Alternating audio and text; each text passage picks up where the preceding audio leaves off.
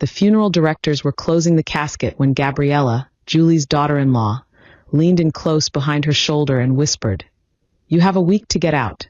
Julie still had the funeral program in her lap. Her fingers gripped it without meaning to, crushing the edge. She didn't turn around. She just sat there frozen, pretending she hadn't heard her while the priest kept talking about closure and peace. Her son, Peter, was gone. 33 years old. A heart attack out of nowhere. The only person she had in this world who ever truly cared about her. And now she was sitting next to his casket while his wife, Gabriella, wore a tailored black dress and crocodile tears, already planning her eviction. Gabriella squeezed her shoulder after saying it, real gentle like she was comforting her. Julie didn't move.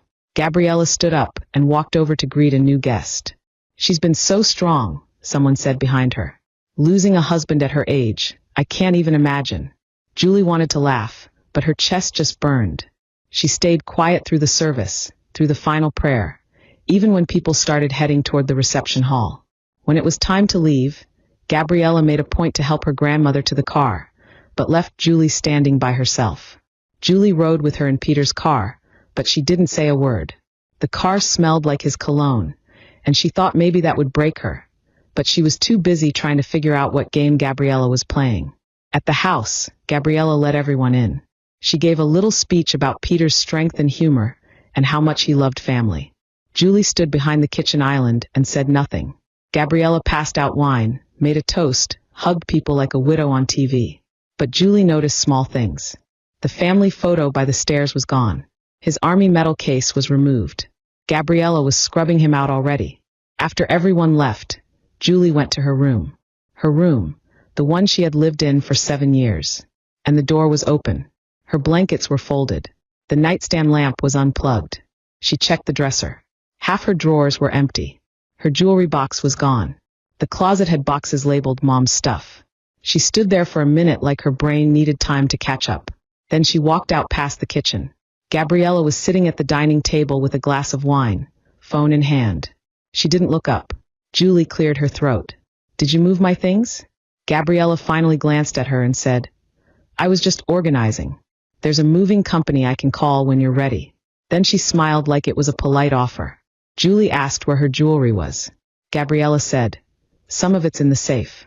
You wouldn't want to lose anything while people were in and out." Julie said she never asked her to touch her things. Gabriella sipped her wine.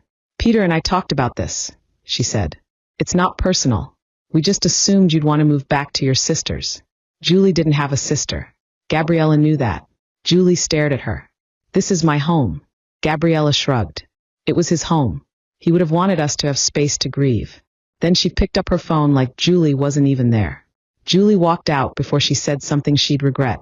She went back to her room and checked the drawers again, trying to stay calm, trying to think.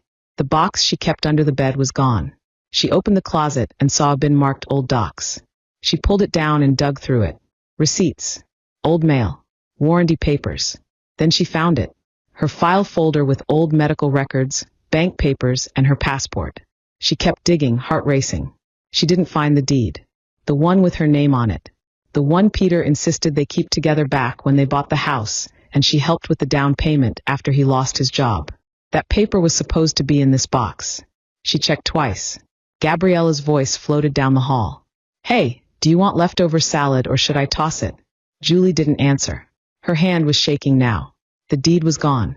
The next morning, the kitchen was silent, and the smell of coffee was already gone by the time Julie stepped in. Gabriella was at the dining table typing on her laptop like it was any other Tuesday. She looked up and said, "Morning. Just checking a few quotes for movers." Julie opened the fridge. Her enameled containers were gone, replaced by neatly stacked Tupperware that wasn't hers. "I didn't ask for movers," she said. Gabriella smiled without looking. "Right. But you said you wanted to handle things on your timeline. I figured it might help." She took a sip from her mug and clicked something fast. Julie went to the living room. Her son's old recliner had been replaced with a fake-looking leather chair. His blanket was folded and stuffed behind the TV stand, like a dog bed. "Where's Peter's recliner?" she asked. Gabriella shrugged. It was old. Didn't fit the room anymore. Julie stared at her. "It's been a week." Gabriella looked annoyed now. "It's been 9 days. I'm not going to sit in a dead man's chair. Julie. That was the first time Gabriella said her name, like it meant nothing. Julie turned and walked outside just to breathe. She sat on the porch steps, pulled out her phone, and called a lawyer Peter once recommended back when they were updating their wills. The secretary said he could see her that afternoon. Julie didn't tell Gabriella where she was going. She just left. The lawyer, Mr. Smith, remembered Peter immediately. Solid guy, he said. I'm sorry. Julie told him what was happening. How Gabriella claimed she had to leave, how her name had been on the deed, how the document was missing. He asked how long she had lived there. 7 years, she said. Since they bought it. He asked if she had any written record of paying into the down payment. She said she used a cashier's check. She still had the receipt. His eyes lit up. Then we may have something. Julie asked him to explain. He said if her name was on the deed and she had proof of contribution, Gabriella couldn't force her out. Not legally. He told her to find that cashier's check and, if possible, the original purchase paperwork. Julie thanked him and drove home with her hands gripping the wheel too tight. Gabriella was on the phone when Julie got back, pacing near the hallway. No, she doesn't know anything, she said into the phone, lowering her voice when she saw her. It's handled. Julie walked past her and went straight to the attic. Peter had kept boxes up there from before they were married. Old school files, taxes, moving documents. She climbed up, heart pounding, and started pulling boxes open. Dust was everywhere. She found his university box, his military records box, then one labeled home purchase. Her breath caught. She pulled it out, sat on the attic floor, and started flipping through it.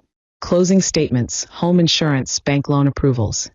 And then there it was, a manila envelope marked final deed. She opened it and stared. Her name. Her signature. His. Dated, notarized, filed. She sat there for a second, letting it sink in. Gabriella was bluffing. She either didn't know or she knew and hoped Julie didn't. She tucked the folder into her coat and climbed down. Gabriella was standing at the bottom of the attic ladder. Looking for something? She asked, eyebrows raised. Julie looked her in the eye. Just some old paperwork. Nothing important. Gabriella smiled tightly. That's good. I wouldn't want you to get stressed.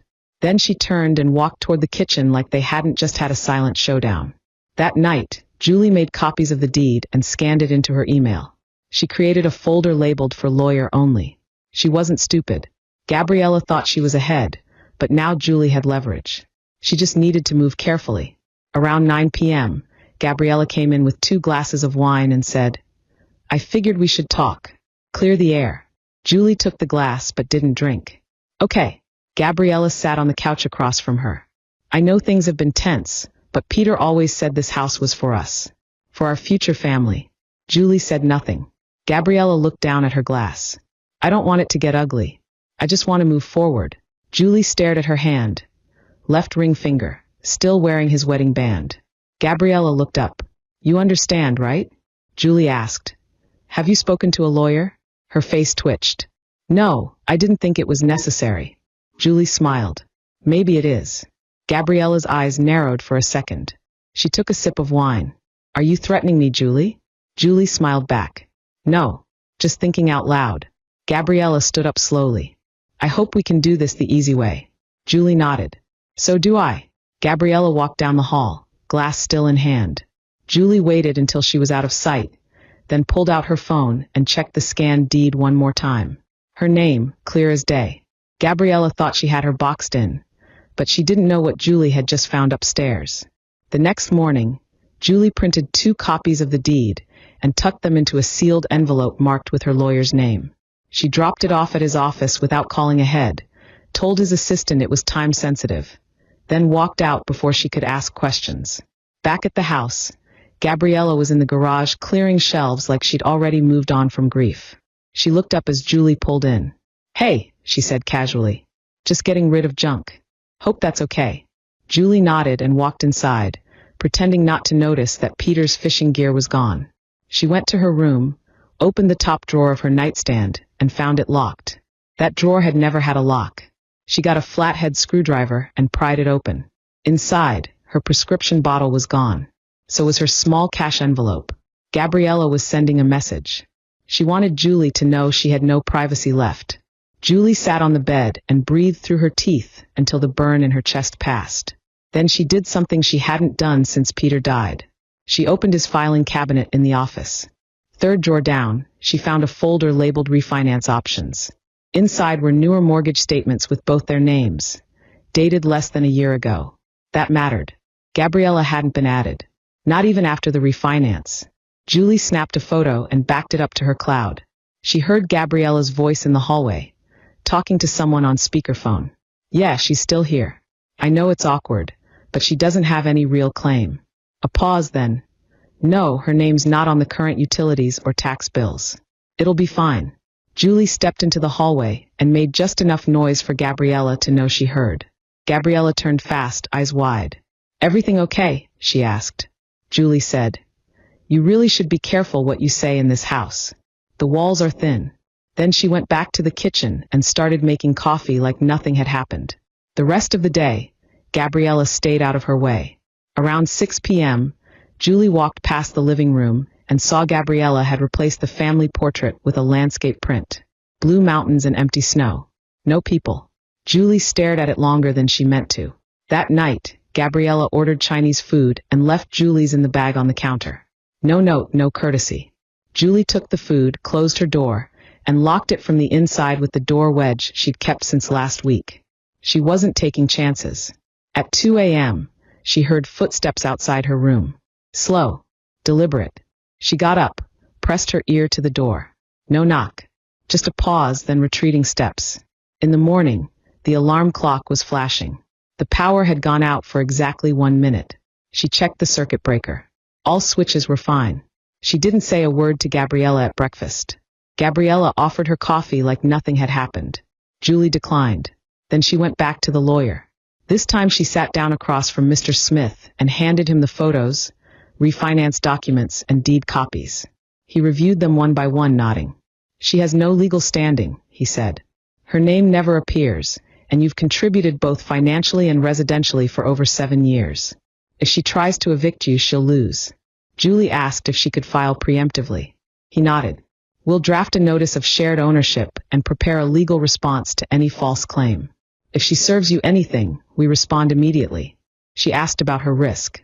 He said, Only if you lose your documents. Keep them safe. And stay calm. Julie drove home with a new kind of silence in her chest. Not grief, not fear, but focus. When she walked in, Gabriella was folding laundry on the couch. She looked up and said, Did you go somewhere? Julie said, Just needed fresh air. Gabriella raised an eyebrow. You seem confident all of a sudden. Julie smiled and said, I just remembered something important. Gabriella stared for a second, then said, Well, I hope it doesn't make things harder. Julie opened the fridge and saw her labeled food was back. Same handwriting. That night, she heard Gabriella in the guest room talking on the phone again. Yeah, she's acting weird. I might need to move up the timeline. Another pause. If she finds that file, we're screwed. Gabriella didn't know Julie already had it. She didn't know the file was already with a lawyer. But now Julie knew for sure that Gabriella was hiding something bigger than just a property dispute. And she was about to find out what. 3 days later, Gabriella hosted what she called a grief gathering for Peter's friends and coworkers. Something she announced casually over coffee, as if it were a birthday brunch. Just a little closure, she said, pouring almond milk into her mug while ignoring the second one Julie had placed beside it. Gabriella didn't ask her to help prep for it, which was fine. She barely acknowledged Julie at all that week, except to ask her to keep the guest bathroom clean and to not mention any personal matters if she spoke with anyone. Julie didn't argue, said nothing, but she watched.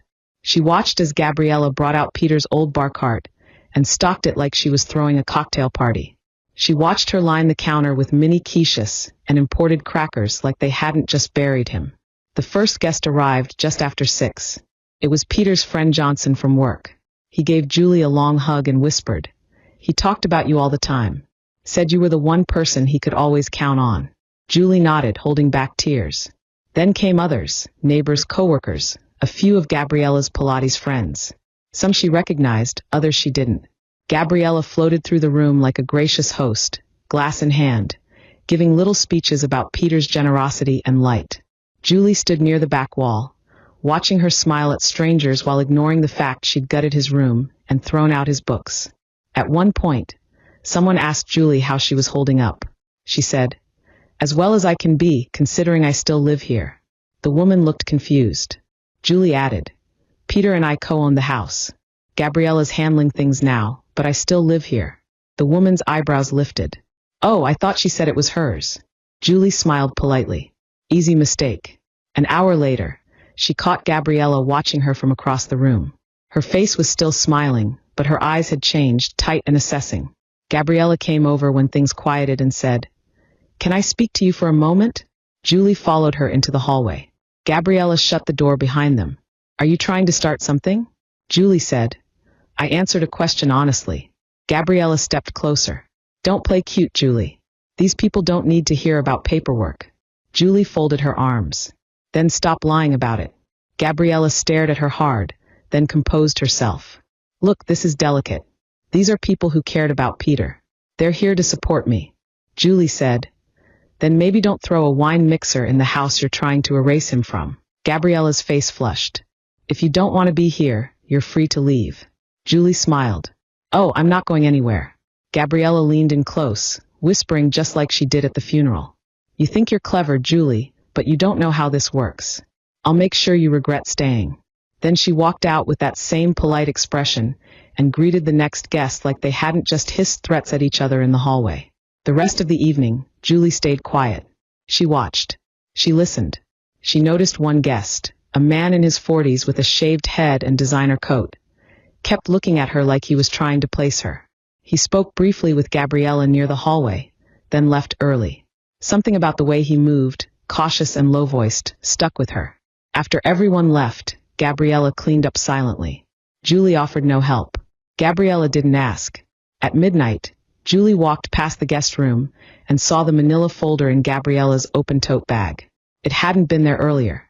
Julie stepped back into her room, grabbed her phone, and took a silent photo through the crack in the door. The folder said, "Copy's backup plan." That night, she waited until she heard the shower. Then she stepped into the hallway and opened the tote. Inside were multiple folders. One marked House Timeline, another labeled e-signatures 2023. She didn't take anything. She just photographed.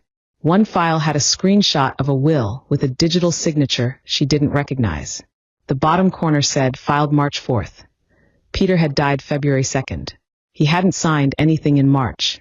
Julie stood there, breath frozen, as the water shut off. She moved fast, closed the bag, stepped back into her room, and waited in silence as Gabriella passed the hallway, humming, wrapped in a robe. Julie's hands were still shaking. But now she had more than just a deed. She had proof Gabriella was trying to forge control. Something bigger was happening here. And tomorrow, she was going to dig even deeper into whatever e-signatures 2023 was supposed to cover. Julie woke up the next morning to the sound of sniffling in the kitchen. Not loud sobs, just a soft pattern of quiet crying that seemed meant to be overheard. When she walked in, Gabriella was standing by the sink in her robe, holding a crumpled tissue and staring out the window like she was in a soap opera. But as soon as Gabriella noticed her, she turned around and wiped under her eyes with the edge of her palm. She forced a smile, like she was being brave for someone, and said, "I'm sorry. Sometimes it just hits me all over again."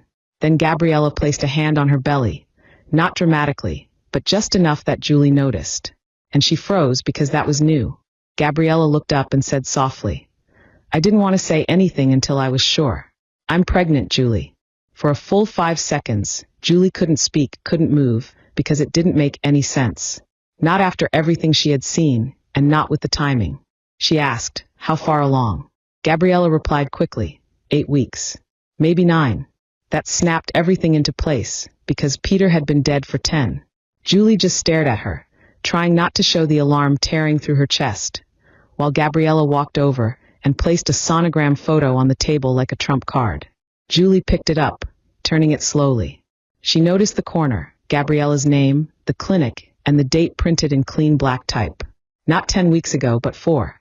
That was the moment Julie realized the pregnancy had nothing to do with Peter at all, and everything to do with control. Gabriella said, "I used a donor. Peter and I had talked about it, just in case. He wanted me to have a piece of him."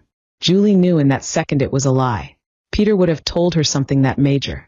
She looked at Gabriella and said nothing. She just handed the photo back without reacting. Gabriella added.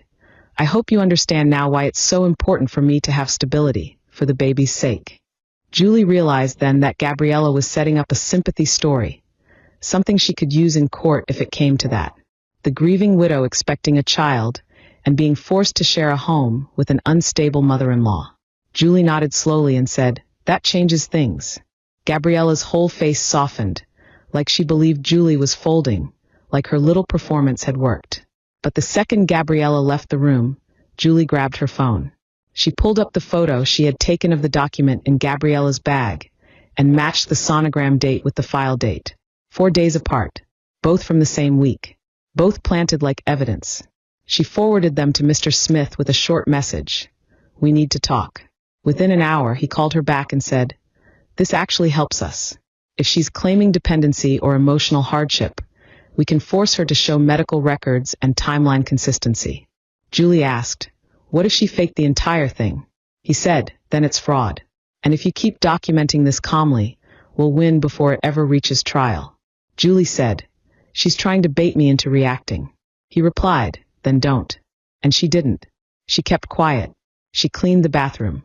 She folded laundry. She smiled when Gabriella made little comments like, This baby's going to need so much space, or, It's going to be hard raising a child in a hostile environment. Each time, Gabriella looked at her like she was checking how close Julie was to snapping. Julie just nodded and kept her mouth shut. Until that Friday. That was when she got an envelope slid under her door. It was in a manila folder marked urgent, 48 hours notice. Inside was a typed document, clearly not court-filed, stating that she had 48 hours to vacate the property due to emotional instability and personal threats. Julie sat there staring at it, heart pounding. Not from fear, but from how sloppy Gabriella had just handed her a lie she could crush with one email. As she reread the document, she noticed one final line at the bottom that made her skin crawl. Failure to vacate will result in law enforcement involvement and potential elder neglect claims. That was it. That was the card Gabriella had decided to play. She was going to paint Julie as a dangerous old woman in court, unstable and violent, even though she had done nothing but make toast and fold towels. Now Gabriella was forcing a move, triggering a panic, hoping Julie would run before she fought back. But Julie knew what she had to do next. She had to stop waiting for Gabriella to overplay her hand. Because she just did. Julie didn't say a word after reading that fake eviction notice. She just folded it slowly, slid it into a new folder with the other documents Gabriella had conveniently gifted her over the last 2 weeks, and drove straight to Mr. Smith's office. No appointment. No delay. Because this was no longer about defending her right to live in the house. This was about breaking apart the fake world Gabriella was trying to build. When Julie sat down across from him and handed over the newest file, Mr. Smith's eyes scanned the last line. He actually chuckled, not out of amusement but disbelief, and said, She's threatening you with elder neglect charges while you're the one being emotionally harassed, documented, and financially gaslighted. Julie told him everything. She told him about the fake pregnancy timeline, the IVF clinic label, the donor date, the staged photos, the phone calls she overheard at night, and the conversations she had baited Gabriella into, without ever raising her voice. Mr. Smith said, We're beyond civil conflict now. This is pre-fraud litigation territory. And if she's altered financial documents or used your identity in any way, we could be looking at criminal charges. Julie asked, What's the fastest way to prove it? He said, We request a discovery subpoena on her digital records, emails, text logs, medical submissions, banking. She asked, Will a judge even grant that? He replied, If we show the forged eviction, pregnancy inconsistency, and misrepresentation of the deed ownership all documented, we don't just have a case, we have leverage. Julie sat there, breathing in the fact that for the first time since Peter died, she wasn't just surviving anymore. She was about to flip the script on the person who thought she could erase her. On her way home, she stopped at a print shop and ordered 3 bound copies of everything. The deed with her name, the refinance record, the ultrasound photo with the false date, the text of the eviction threat, and the names of every person who saw Gabriella try to rewrite the house's history during the grief gathering. She labeled the binder spine case file Gabriella, then put 1 copy in her safe deposit box, 1 at Mr. Smith's office, and 1 under the floorboard of her closet, where Gabriella wouldn't find it even if she tore the place apart. When she came home that night, Gabriella was in the kitchen on a video call. She wore a headset and laughed loudly, talking about some new real estate opportunity. She said to the person on the screen, "Yeah, I'll have access to the place within 2 weeks tops." Julie stood behind the wall, frozen in place. She realized Gabriella wasn't just trying to win the house out of grief or insecurity. She was planning to flip it, maybe even sell it. That meant she wasn't staying there long term. She just wanted the property rights for herself. Julie stepped into the room and made sure Gabriella saw her. She didn't say anything. She just walked to the fridge, pulled out a water bottle, and stared at her until she ended the call. Gabriella turned slowly and asked, "Do you need something?" Julie said, "Just a heads up. If another envelope comes to my door, make sure it's court-stamped. Anything less goes straight to my attorney." Gabriella blinked fast, like Julie had slapped her. Then she asked, "Are you threatening me now?" Julie replied, "You started the paperwork war, Gabriella. I'm just keeping mine legal." Then she walked out before Gabriella could respond. That night, Julie did one last thing. She opened Peter's old email account. He had once shared access with her when she helped him look for jobs years ago. The password, his favorite song lyric plus his service number, still worked. What she found wasn't much, mostly job applications and bills. But then she saw a flagged folder marked Deceit. Inside were PDFs, including one labeled draft will February 2023. When she opened it, she stopped breathing. The signature at the bottom didn't match Peter's handwriting. The notary seal was cropped and reused. And worst of all, the document listed Gabriella as the sole heir and property owner, with no mention of her, even though the date was just 1 week before Peter's death. Julie printed it without touching anything else, heart pounding. She realized this was it. The thing Gabriella had been trying to hide. The file must have been buried in the folder she'd seen in her tote. And this version had metadata from Gabriella's computer name. Not Peter's. Not a legal firm's. Just Gabriella K. Drafts. Julie sent the file straight to Mr. Smith and wrote, she forged his will.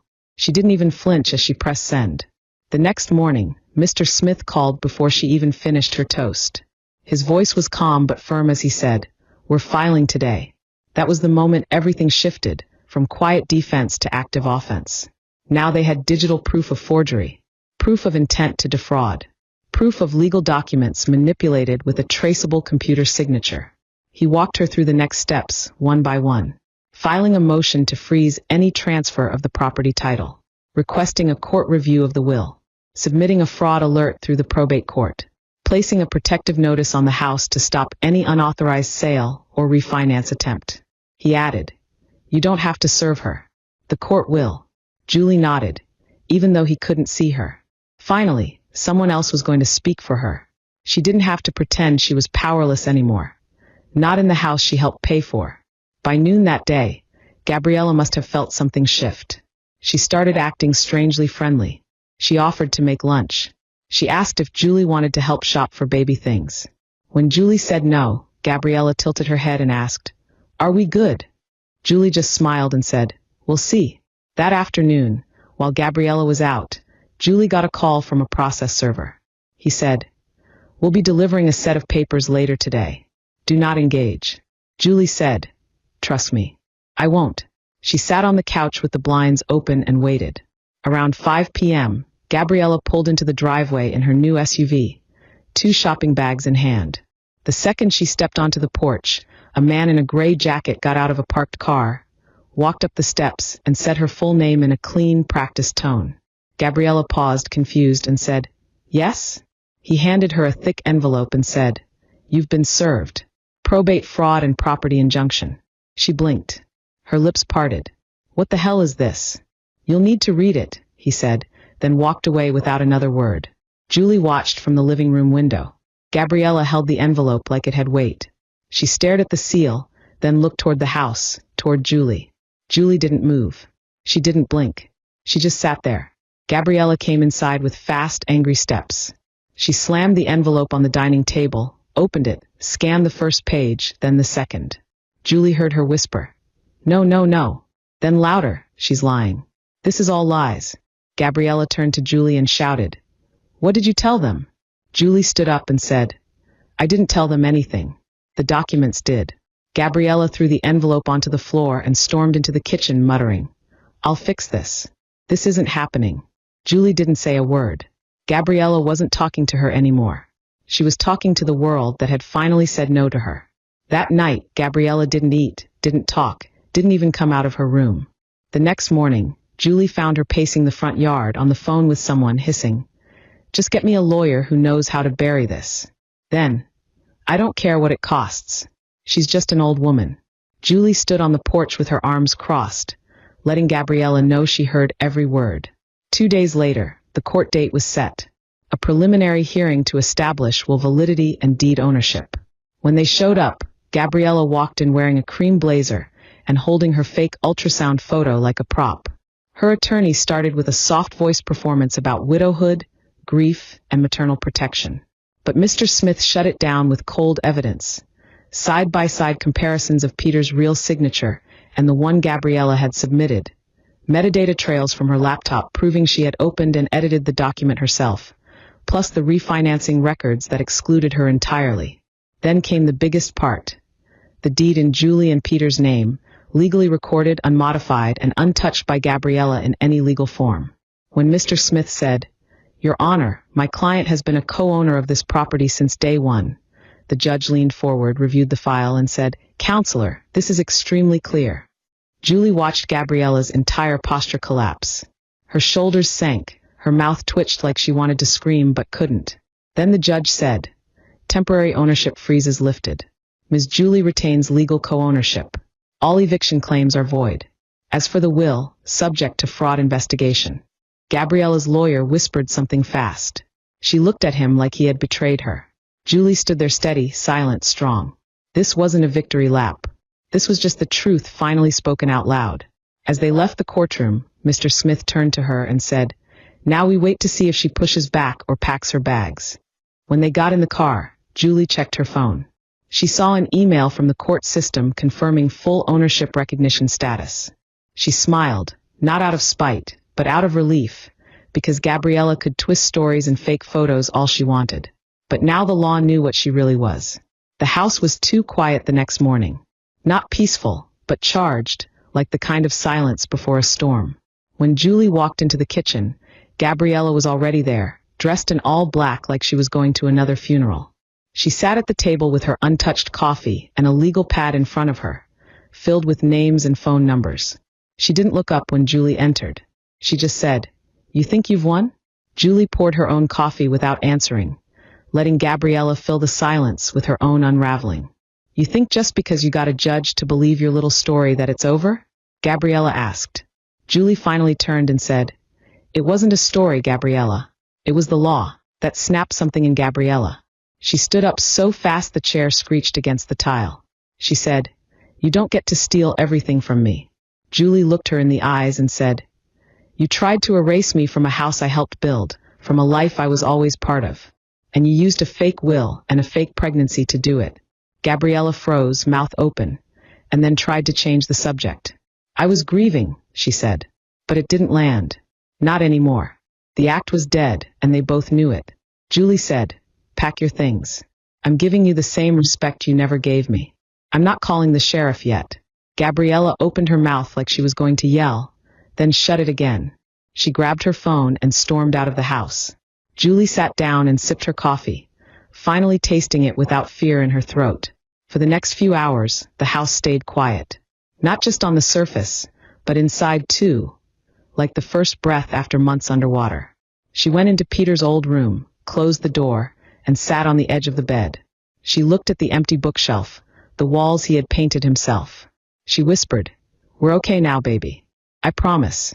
Then she opened his top drawer, the one she hadn't touched since the funeral, and found something she didn't expect, a folded sheet of paper. It was handwritten and signed in Peter's handwriting, dated 3 weeks before his death. It started with, "If anything happens to me, I need you to know I'm sorry." Her chest locked up as she kept reading, line after line of guilt, frustration, and regret, about how he had let Gabriella isolate him from people, how he knew she was manipulative, but was trying to fix it, how he felt like he couldn't tell Julie things anymore, because Gabriella made him feel like he had to choose sides. At the bottom it read, Don't let her take everything. This house was always ours, not hers. Do what you have to do, Mom. Julie's hand started shaking. Not from grief, but from clarity. Even in death, he had tried to give her the final word. She took the letter, scanned it into her phone, and locked it in her drawer next to the deed. By sunset, Gabriella returned with a face full of fire. She said, "You'll regret this. I'll go to the press. I'll tell them you bullied a grieving widow." Julie said, "Then I'll show them the ultrasound dates, the will metadata, and the letter Peter left me." Gabriella's face went pale like she had seen a ghost. She didn't know about that last one. She whispered, "You're bluffing." Julie said, "Try me." Gabriella turned around and walked away, slamming her door so hard a frame fell off the hallway wall. Julie didn't flinch. She just picked up the frame, reset it, and made dinner like it was any other night. While the pasta boiled, she texted Mr. Smith and said, "Found a personal letter. Strengthens motive. I'll forward." He replied within seconds. "Send. It's bulletproof." That night, for the first time in months, Julie slept with the window open. No door wedge, no backup key under the pillow, just silence and cool air. In the morning, she heard boxes being packed. By Sunday morning, the hall outside Gabriella's bedroom was lined with cardboard boxes. Some labeled, some not. Some with tape barely holding the flaps closed, like Gabriella had packed them in a hurry. Julie didn't ask if Gabriella was really leaving, because she already knew Gabriella was out of legal cards to play. Whatever bluff Gabriella was clinging to had crumbled under the weight of court documents and her own arrogance. When Gabriella came into the kitchen, she didn't speak at first. She just opened a drawer like she was looking for something that had never been there to begin with. Then she finally turned to Julie and said, "I'll be out by Friday." Julie nodded. No smile, no sarcasm, just a calm nod like it was a logistics meeting and not the end of a months-long war. Gabriella added, "You can have your house back." Julie said, "It was never yours to give." That hit Gabriella harder than yelling ever would have, because she froze for a second. Then she looked away like she wanted to spit something back, but couldn't find a word that wouldn't snap in her mouth. Julie walked past her and put the kettle on the stove. Not to be dramatic, but because she genuinely wanted tea. She had learned by now that the most powerful move she had left was not reacting. Just continuing to live like Gabriella was already gone. Later that afternoon, Gabriella had 2 friends over. Loud voices in the hallway, helping her lift boxes. Julie stayed in her room while they whispered things like, "She's insane." "And how did you even live here with her?" Julie didn't say a word, because those weren't questions worth answering. The next morning, Gabriella tried one last pathetic move. She called Peter's old friend, Johnson, and left him a voicemail. She said Julie had fabricated the entire case, that Peter never wanted Julie in the house, and that Julie was using elder abuse tactics to take everything from her. What Gabriella didn't know was that Johnson had already spoken to Julie, already seen the court papers and the letter Peter wrote. He texted Julie the message right after he received Gabriella's voicemail with just one line. "She's desperate." Julie didn't respond because there was nothing else to say. By Thursday, Gabriella's car was loaded with the last of her things. Her face was pale. Makeup stared under her eyes like she had finally allowed herself to realize this wasn't just a legal loss. It was personal. It was public. And it was permanent. She came to the door that morning holding her last bag and said, "You don't have to do this." Julie said, "Neither did you." Gabriella stepped back like she wasn't expecting that answer. Like she wanted Julie to be dramatic. Maybe scream or cry or give her one more reason to tell the world Julie was the villain. But Julie just stood there calm and still, watching Gabriella process the truth in real time. Gabriella had played every card, burned every lie, and ended up exactly where she started, standing on a porch she never owned with a future she couldn't sell. Julie opened the door and said, "You have until midnight." Gabriella said, "Where am I supposed to go?" Julie looked her in the eye and said, "Anywhere that isn't here." Then Julie closed the door, not to be cruel, but to be finished. She watched from the window as Gabriella stood on the porch for a full minute, just frozen, before finally walking to her car, slamming the trunk, and driving off without looking back. Julie didn't cry. She didn't cheer. She didn't feel triumphant. She just felt done.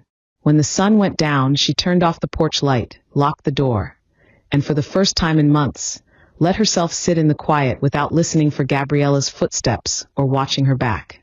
Because Gabriella was finally gone and the house was Julie's again, clean and unclaimed. Julie thought that was the end of it until she walked into the living room and saw the small flash drive Gabriella had left behind on the coffee table. It was unlabeled silver, just sitting there like bait, and Julie's stomach turned because Gabriella never left anything behind unless she wanted it found. Julie stared at the flash drive for a long time, not touching it, not moving. She knew Gabriella didn't leave it by accident. Not after everything she had done. Not when every move she made was calculated and dressed in fake sincerity. Julie thought about leaving it alone, throwing it out, pretending it didn't exist. But after everything she had survived, she wasn't going to end this story with a loose thread. She plugged it into Peter's old laptop. The one Gabriella never touched because she said it smelled like dust and grief, and waited as the screen lit up. There was one folder, no password, just a single file labeled, Open Me. Inside was a video, grainy at first, then clearer as the camera steadied, showing Gabriella sitting in Peter's home office. The same chair Julie had just used to check her email that morning. Gabriella looked straight into the webcam and said, "If you're watching this, then I'm either gone or you think you've won." Her tone was calm but smug, like she was still playing chess in her head. She went on, "I did what I had to do, and maybe I crossed a line, but you were never supposed to stay here forever, Julie. You were a placeholder, a guest who overstayed her welcome." Then she leaned forward, eyes hard, voice lowering. "Peter wanted to ask you to leave before he died. He just didn't have the guts to say it." Julie paused the video, jaw tight, heart racing, because even now Gabriella was trying to plant seeds of doubt, trying to dig at the one thing she could never take, Julie's bond with Peter. She hit play again and watched as Gabriella said, "I told him we could build something if we had space, if he could finally let go of the past. But he was weak. He couldn't cut the cord. So I had to do it for him." Then Gabriella smiled like that was some kind of victory, as if isolating Peter from Julie was an act of love instead of control. She ended the video with, "You can keep the house, Julie, but you'll never forget this." The screen went black. Julie sat there for a moment in the silence that followed. She was not angry, not even surprised, because that had always been Gabriella. Controlled, cruel, always needing the last word. But what Gabriella did not know was that Julie already had the only thing that mattered. Peter's handwritten letter. The one Gabriella could never fake or overwrite. The one where Peter said, "I'm sorry," and told Julie the truth Gabriella had spent months trying to bury. Julie pulled that letter out of her drawer, held it beside the still frame of Gabriella's face on the laptop, and felt nothing but peace. Because in the end, it was not about proving who was right. It was about surviving long enough to see Gabriella lose control. Julie ejected the flash drive, tossed it into the trash, and deleted the file from the laptop. Not because she was afraid of Gabriella's lies, but because she didn't need reminders anymore.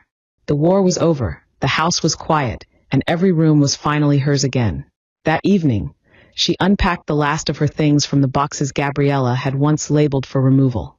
She put Peter's photo back on the new entryway shelf, lit a candle in the kitchen, and sat at the table alone. Not lonely, just still, just present, just free. As she sipped her tea and listened to the silence that no longer carried tension or fear, she looked out the window at the porch Gabriella had once tried to claim. Julie whispered, "My house, my rules." She smiled because for the first time since the funeral, she could breathe in a space that belonged entirely to her. Not because she fought for it, but because she never let Gabriella take it.